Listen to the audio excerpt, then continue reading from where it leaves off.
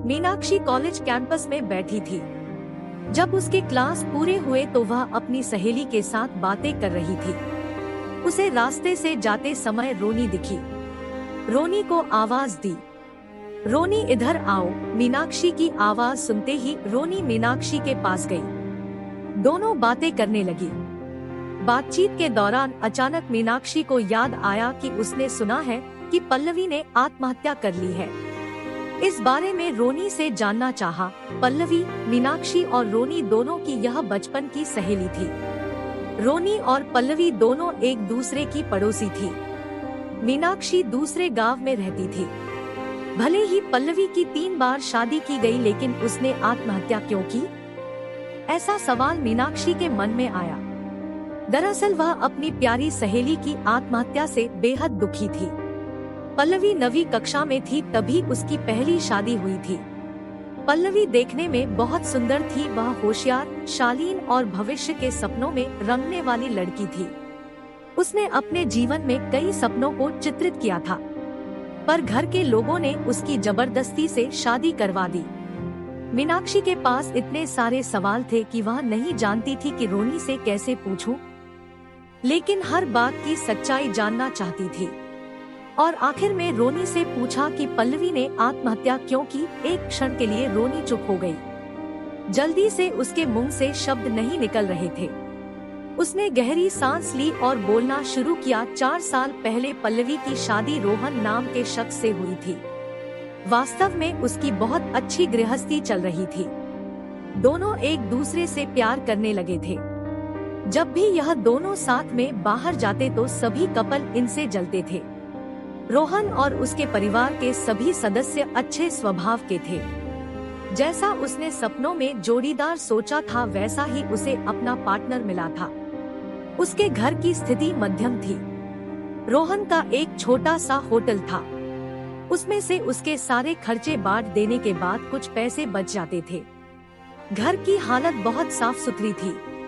एक दिन वह होटल से घर बाइक पर आ रहा था। एक बड़ी कार से उसका बहुत बड़ा एक्सीडेंट हो गया और इसमें उसे काफी चोटें आई। हादसे के बाद उसे अस्पताल ले जाया गया, लेकिन सिर में गंभीर चोट लगने के कारण इलाज के दौरान उसकी मौत हो गई। पल्लवी को बहुत दुख हुआ, लेकिन उसके ससुराल वालों को गलतफहमी थी कि रोहन की दुर्घटना पल्लवी की वजह से हुई, वह अपशकुनी है, ऐसा उनको लगता था। उनमें से कोई भी उसे समझ नहीं पाया। रोहन के जाने के बाद कुछ दिनों के भीतर ही पल्लवी को घर से निकाल दिया गया। उसे घर से बाहर निकालने के बाद वह मायके गई और कुछ दिन मायके में ही रही। लेकिन आसपास पड़ोसियों में चर्चा हो गई तो उसके माता पिता फिर से उसके लिए रिश्ता ढूंढने लग गए। जब वह बाहर निकलती थी तो लोग हमेशा उसे ताने मारते थे। इस वजह से सभी बहुत परेशान हुए। ऐसे में उन्होंने जल्दी जल्दी में अमोल से शादी करवा दी। अमोल बहुत बुरा आदमी था। दारू पीता था, कुछ काम धंधा नहीं करता, चोरी करता, मारपीट करता, उसका रोजाना यही काम था। इस सब से पल्लवी को बहुत दुख होता था, पर वह कुछ नहीं कर सकती थी। एक बार एक रात को वह देर से घर आया और जल्दी जल्दी में घर में कुछ ढूंढने लगा। पल्लवी ने उसे पूछा पर उसने कुछ भी नहीं बोला। उसे जो चीज चाहिए थी वह उसे मिली नहीं, इस वजह से वह वहां से बाहर चला गया। पल्लवी रात भर उसकी राह देखती रही पर वह आया ही नहीं। दूसरे दिन पुलिस को उसका मृतदेह रास्ते के किनारे पड़ा हुआ मिला। उसका चाकू से किसी ने खून किया था। यह खबर पल्लवी को पता चली तो उस पर दुख का पहाड़ टूट पड़ा। कुछ दिनों तक वह अपनी ससुराल में रही, लेकिन बाद में ससुराल वालों ने उसे प्रताड़ित करना शुरू कर दिया।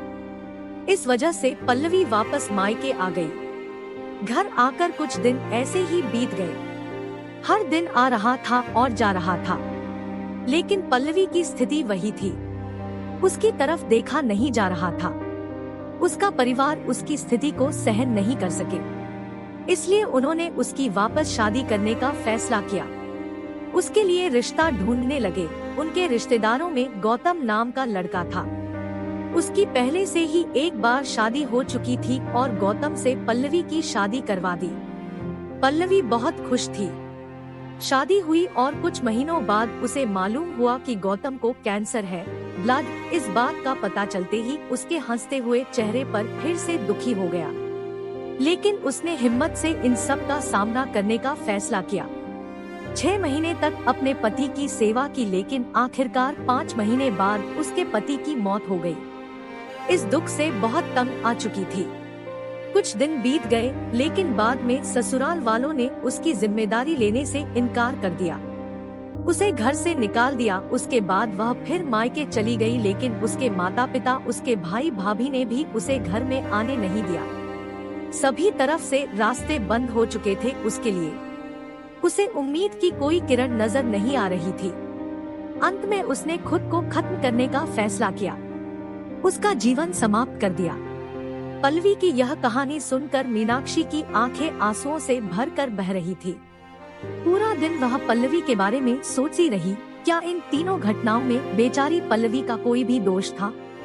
क्या उसके माँ बाप को सिर्फ उसकी शादी कर उसे हर बार किसी के पास भेज देना सही था?